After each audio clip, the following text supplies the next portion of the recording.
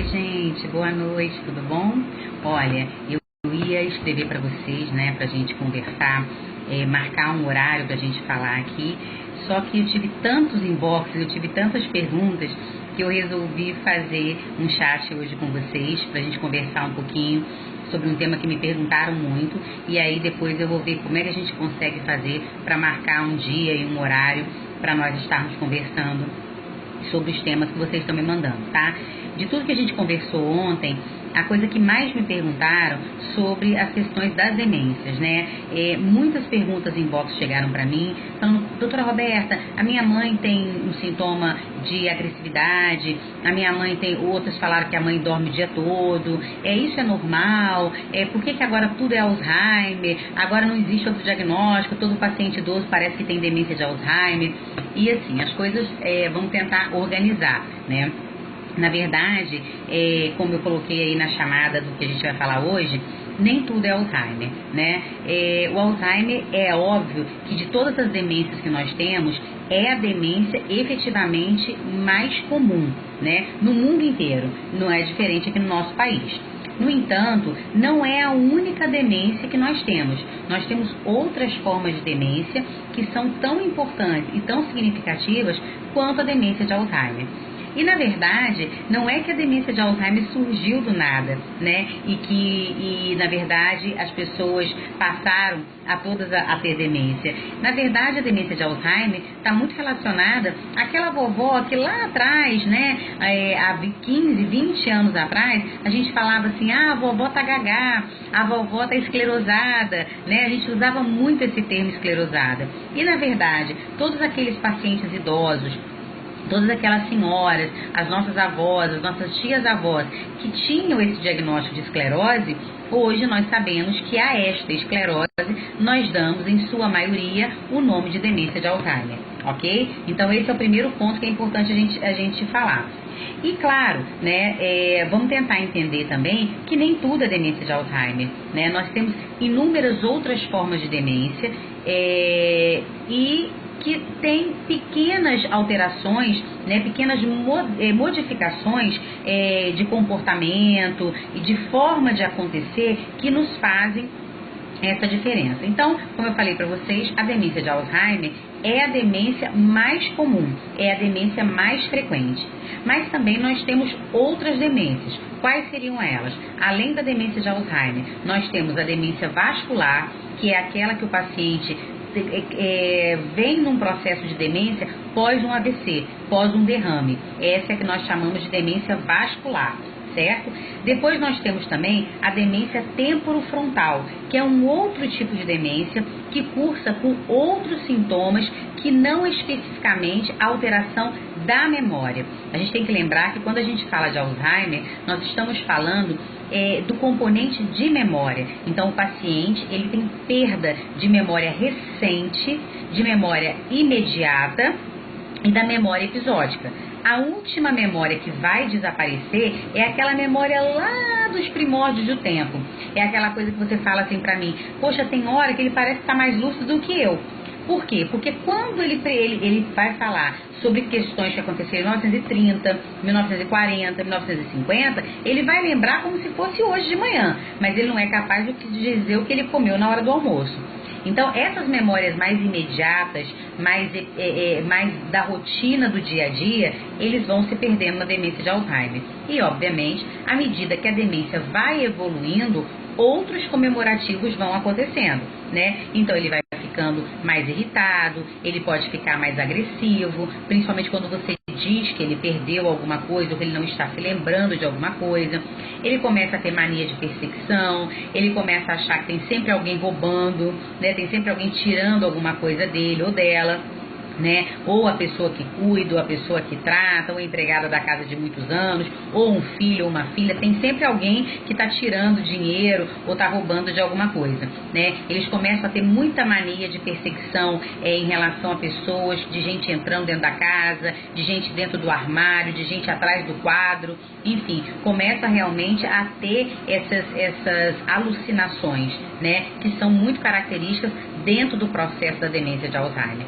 Na demência temporofrontal, nós temos muito mais alterações comportamentais no início.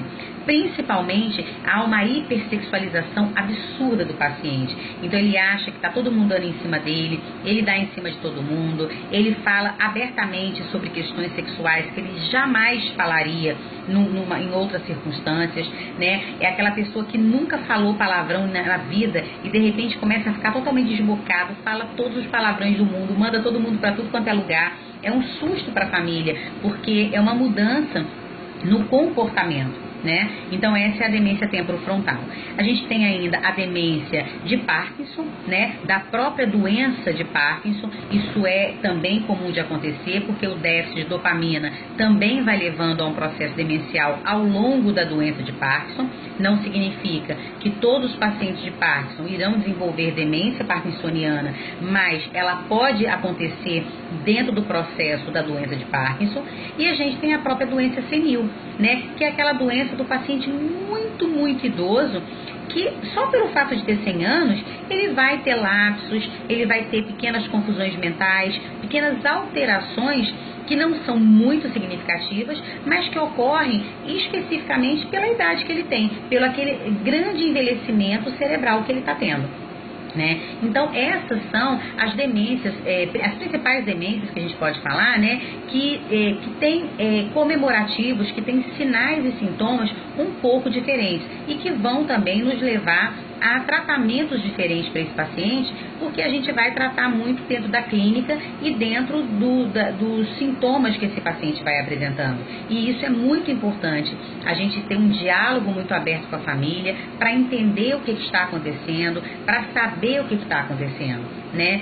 E talvez o mais difícil disso tudo é que quando o paciente vem para a gente, na maioria das vezes, seja para o geriatra, seja para o neurologista, seja para o psiquiatra, o paciente já chega com uma série de sinais e sintomas muito característicos. E por que isso acontece? Porque a gente acaba botando tudo na conta do velho, né? Então, assim, a mamãe está esquecida, é coisa de velho. A vovó não está conseguindo mais fazer o crochê, é coisa de velho. O vovô não está conseguindo mais pagar as contas, é coisa de velho. A gente sempre acha que o envelhecer traz patologias. E isso é uma coisa que a gente tem que, principalmente, a gente precisa começar a abolir, né? Envelhecer não é adoecer. A gente tem que envelhecer e a gente pode envelhecer de uma forma extremamente saudável, né? Então, envelhecer não é sinônimo de doença. Quando alguma coisa está errada, a gente precisa investigar e entender o que está acontecendo. Então, por exemplo, se o papai, que sempre pagou as contas da casa dele, né? Ele sempre foi ao banco, ele sempre pagou a conta de água, de luz, de telefone. Se de repente você passa a assumir essa responsabilidade, a pergunta é: você está assumindo a responsabilidade desse pagamento porque você quer facilitar a vida do seu pai para ele fazer outras coisas, ou você está fazendo isso porque ele não está mais conseguindo organizar a vida dele, organizar a rotina, organizar os cálculos e organizar o dinheiro? Isso é uma outra coisa completamente diferente. A incapacidade dele de lidar com as contas da casa é um sinal que precisa ser avaliado. O que está acontecendo? O que mudou? Que até, 2 meses atrás ele pagava tudo e agora ele não consegue mais fazer isso. Quando a vovó para de fazer o crochê, ela parou de fazer o crochê porque ela está fazendo outras atividades, porque ela quer fazer outras coisas, porque ela substituiu essa atividade, ou porque ela não está conseguindo contar os pontos do tricô ou do crochê, ou porque ela não está conseguindo mais lembrar como faz aquele biquinho do crochê, né? Então, assim, são mudanças que a gente não pode colocar como coisas da idade. O que aconteceu? A vovó sempre fez o crochê. O que está acontecendo agora para ela não fazer? Ela não está enxergando direito? Ela não está conseguindo ver? Ou ela está se confundindo nas contas? Ou ela está se confundindo com a agulha? Ela está se confundindo com a forma de execução do crochê que ela sempre fez? Isso é muito diferente e a gente precisa sempre conversar e tentar entender o que está acontecendo, e o geriatra precisa ser informado, né? E é claro que quando a gente, principalmente no começo, isso é uma coisa muito importante também, ninguém dorme, gente, bem e acorda com demência. Isso pode ser inúmeras outras coisas, mas não é demência. Demência é um processo. Então não é uma coisa que acontece de hoje para amanhã. Então, é um processo que a gente chama de déficit cognitivo. Então, o paciente gradativamente, vagarosamente, ele vai perdendo a capacidade executiva de pequenas atividades de vida diária. E isso nos chama atenção. Então, é isso que a gente precisa entender e começar a prestar atenção. Então, quando a minha avó está na cozinha e eu falo que ela não tem mais condição de cozinhar, ela não tem condição de cozinhar porque ela está ficando cansada de ficar em pé, porque ela tem alguma artrose, porque tem alguma questão física impedindo, ou porque ela está confundindo o sal com o açúcar. São duas coisas brancas e ela está perdendo a capacidade de diferenciar o sal do açúcar. Ou ela vai para a cozinha, liga o fogão e volta para a sala e esquece que começou a fazer alguma coisa na cozinha. Isso é muito diferente dela ter perdido outras habilidades, ou que ela esteja com dificuldade na execução daquela comida por uma questão física. Então, essas pequenas coisas são muito importantes da gente entender e prestar atenção, porque esses déficits cognitivos, essas perdas da capacidade de execução na rotina de vida diária, que nós chamamos de AVDs, atividades de vida diária, que são as atividades mais simples, que é levantar, escovar o dente, pentear os cabelos, né? São pequenas coisas. E as atividades instrumentais de vida diária, que seria o quê? Atender um telefone, fazer uma ligação, fazer uma compra, manipular dinheiro, que são as atividades mesmo que geram a nossa instrumentação do dia a dia. Quando a gente começa a perceber essas perdas, essas alterações, a gente precisa conversar com o médico. Por quê? Porque isso pode ser um déficit cognitivo. Ninguém ainda está falando de demência. Esse déficit cognitivo, ele pode se perpetuar, ele pode se manter ou ele pode evoluir. Nós sabemos que 70% dos pacientes que têm déficit cognitivo, eles vão evoluir para um processo de demência. Então, é muito importante que a gente compreenda o que está acontecendo e ficar atento, né? Porque, de verdade, na minha experiência, eu posso dizer para vocês, na maioria das vezes, quando o paciente vem para mim, a família normalmente traz por dois motivos. Ou porque ele se perdeu na rua e isso desespera a família, aquela coisa assim, que causa um choque, né? Assim, ele estava na rua e ninguém sabe onde ele estava, ele não sabia voltar para casa, a mamãe foi no supermercado e não sabia, não lembrava como é que voltava. E isso deixa a família arrasada, né? E isso faz levar no consultório. Ou então, quando ele tem uma crise muito grande de desorientação. Desorienta, não sabe onde está, não sabe quem são as pessoas, tem uma crise mesmo, parece como se fosse uma crise nervosa, né? E isso faz a família procurar. E muitas vezes o relato é assim: doutora Roberta, papai estava ótimo até semana que vem, até semana passada. Semana passada para cá ele demenciou. Isso não é possível, como nós já conversamos aqui. Aí quando você começa a conversar, quando você começa a entender o processo desse paciente, a gente vai descobrir muitas vezes que esse processo de perda cognitiva já acontece há mais de um ano, às vezes há 2 anos, que a família já vem percebendo sinais de confusão, de desorientação, de esquecimento, de incapacidade de execução de uma série de tarefas, mas que todo mundo vai colocando na conta da idade. E isso, muitas vezes, retarda o nosso tratamento. E muitas vezes a gente perde fases importantíssimas que a gente poderia intervir de uma forma muito mais objetiva, de uma forma muito mais abrangente, e a gente já não consegue, porque o paciente já caminhou, o paciente já evoluiu, entendeu? Então, é muito importante que a gente entenda sinais e sintomas, que a gente olhe para os nossos pais, para os nossos avós, para os nossos tio-avós, com esse olhar de que envelhecer é normal, envelhecer é saudável. E quando alguma coisa se perde nisso, isso precisa ser avaliado. Nenhum processo de demência hoje, uma vez instalado, tem cura. Nenhum deles. Até hoje, nós não temos nenhuma medicação modificadora da doença. Todas as medicações que nós temos, elas são medicações que tentam minimizar, que tentam retardar o processo e, principalmente, tratar os sintomas e sinais que o paciente apresenta, principalmente da desorientação, da confusão mental, da depressão, da inversão do ciclo sono-vigília, que acontece muito, né? A maioria dorme muito ao longo do dia e passa a noite inteira acordado, que é um grande transtorno para a família. Então, tudo isso a gente pode e a gente tem medicações para resolver isso, mas a gente não vai nem tratar a demência e nem modificar a evolução, né, no sentido de que é uma doença progressiva, é uma doença neurológica progressiva e que até o presente momento nenhuma delas tem cura. Então a gente vai tentar, a gente vai trabalhar com essa família, vai trabalhar com esse paciente para dar para ele o máximo possível de qualidade de vida dentro de um processo de demência. E isso é totalmente possível. Não só qualidade de vida para o paciente, mas também e principalmente qualidade de vida para essa família. Porque eu sempre falo, quando a gente dá um diagnóstico de demência, o diagnóstico é do paciente, mas a doença é da família. Toda a família tende a adoecer nesse processo, né? Então a gente vê muitas coisas acontecendo, muitos problemas acontecendo, irmãos que brigam, famílias que se separam, né? Casamentos que se desfazem.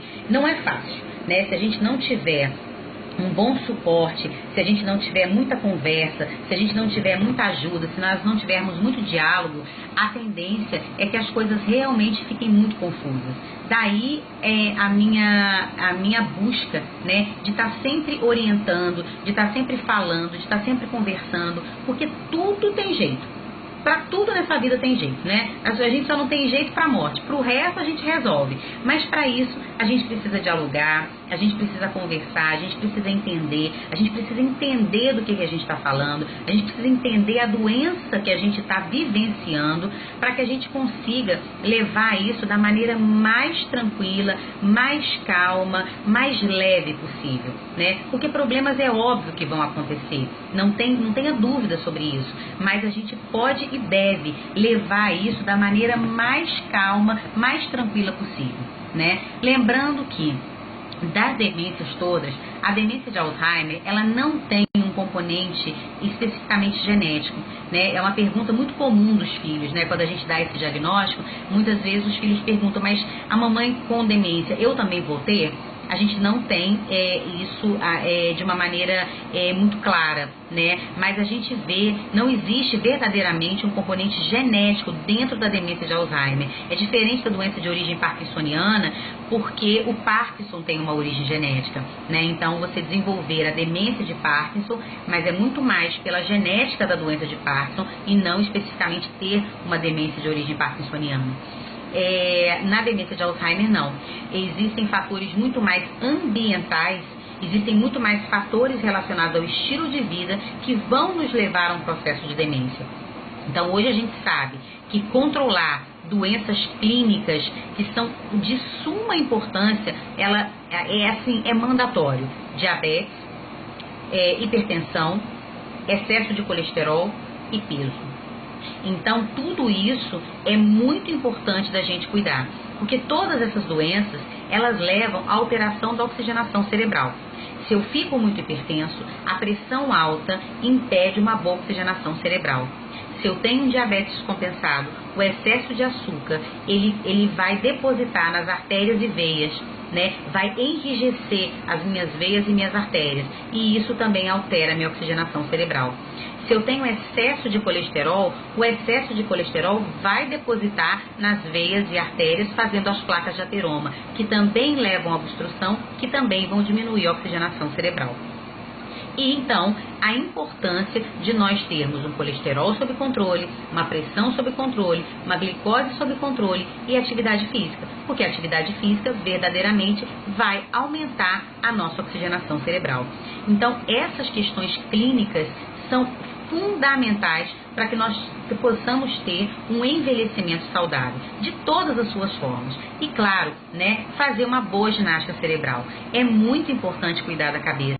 É muito importante que a gente tenha o nosso momento de conexão, que a gente tenha paz de espírito, né? Aquela coisa que as nossas avós falavam, e verdadeiramente a gente precisa criar novas habilidades, fazer novas atividades que façam o nosso cérebro ter uma neuroplasticidade, né? Aprender coisas novas, e a gente precisa também ter paz, né? A gente precisa ter o nosso momento de conexão, o nosso momento de respirar, o nosso momento de tranquilidade, o nosso momento de fazer coisas por nós, porque isso vai fazer toda a diferença. A gente vive uma vida muito estressante, a gente vive uma vida muito corrida, e cada vez a gente para menos, cada vez a gente come pior, cada vez a gente quase não bebe água e cada vez a gente dorme menos.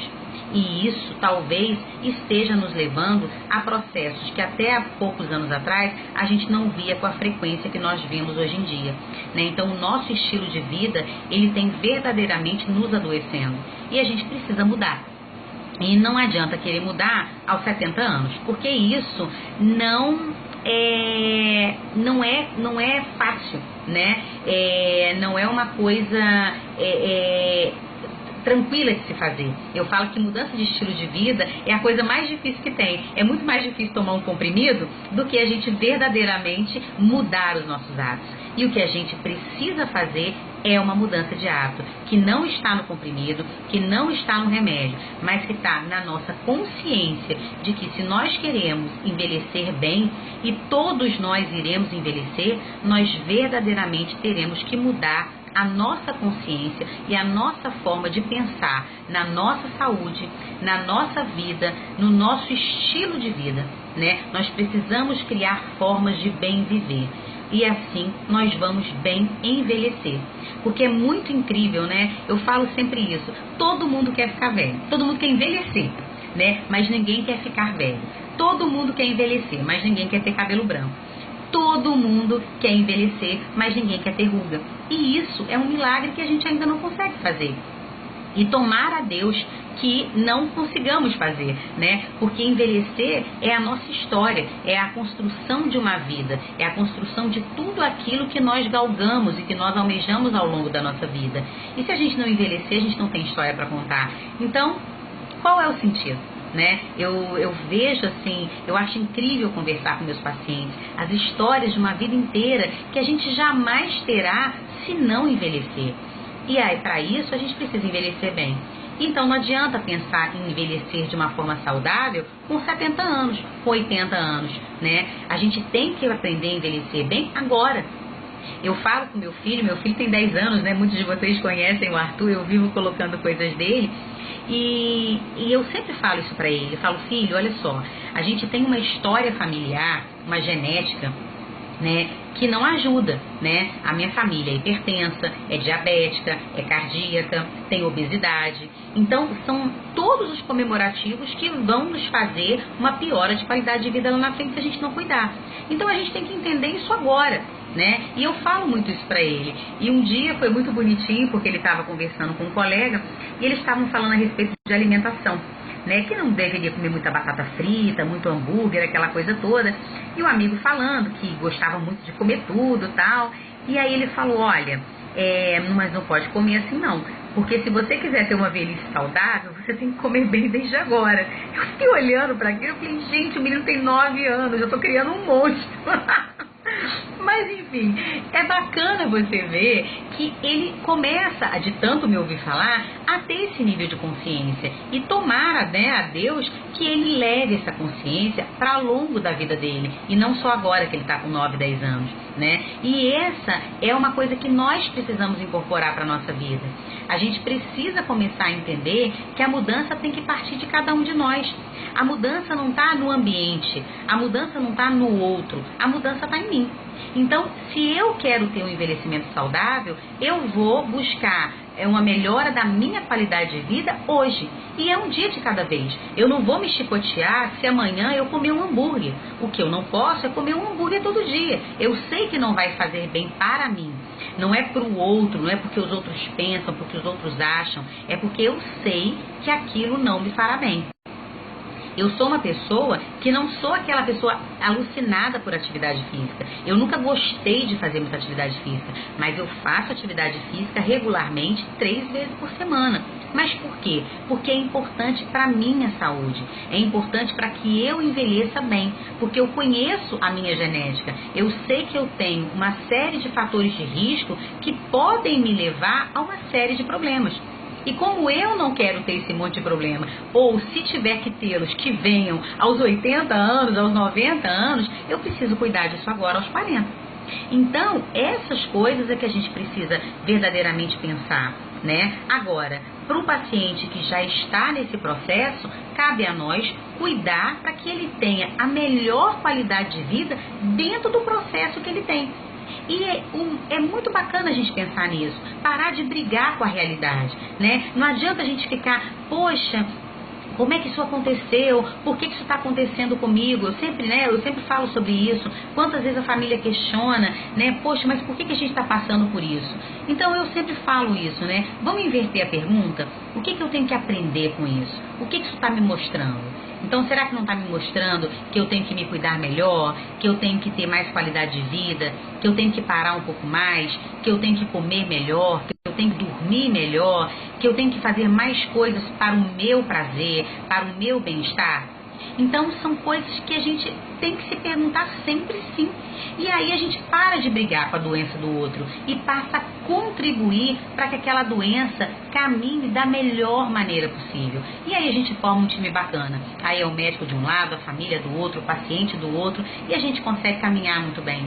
Então, gente, é isso, né? Hoje eu queria conversar sobre isso com vocês. Eu vi aqui, deixa eu falar um pouquinho. Marisa tá aí com a gente, obrigada, tá sempre aqui. Tânia, beijo, boa noite para você também. Cíntia, obrigada pelo carinho.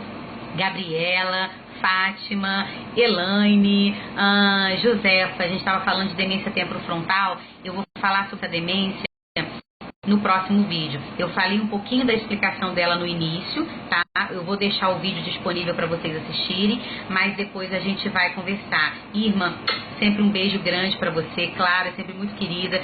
Suelen, meu amor, morrendo de saudade de você. Suelen é amiga de muitos anos, muitos e muitos anos. Obrigada pelo carinho. Cíntia, obrigada.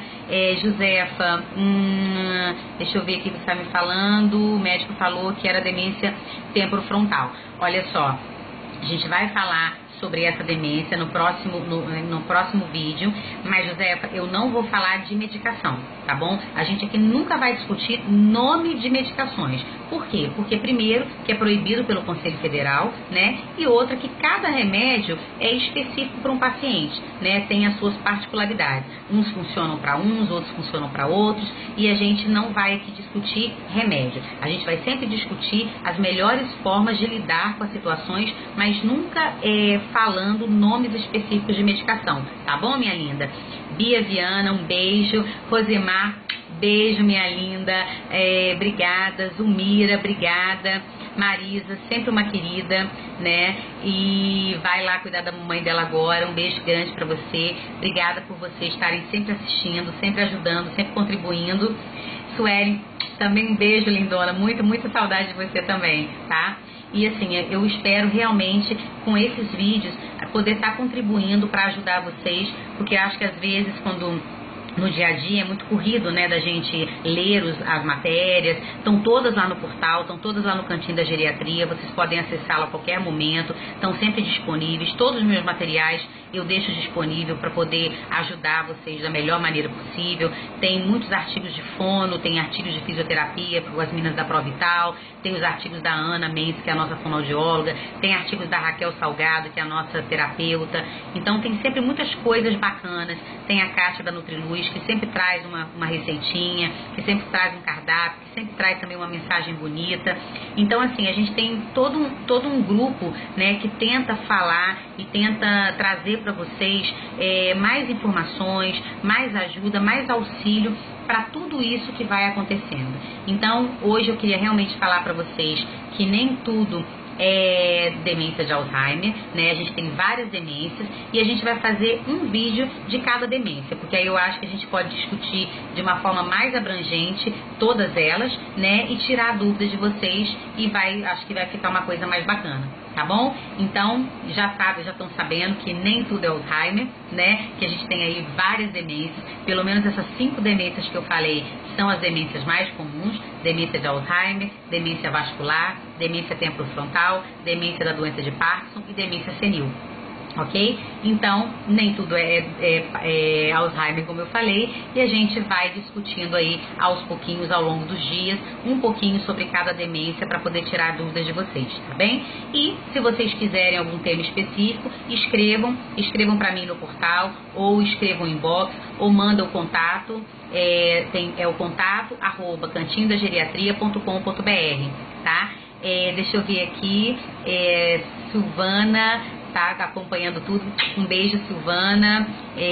Janial Baraújo, obrigada, querida. Michele tá falando que é psicóloga de instituição de longa permanência, que os vídeos ajudam, que os textos ajudam. Que bom, fico feliz. É esse o objetivo. O Cantinho da Geriatria foi criado para isso, né? Para que a gente consiga dar o máximo de informações para a gente conversar, né, e para a gente tirar essas dúvidas. A Maria Auxiliadora está falando, pedindo para eu falar sobre demência de corpos de Levy.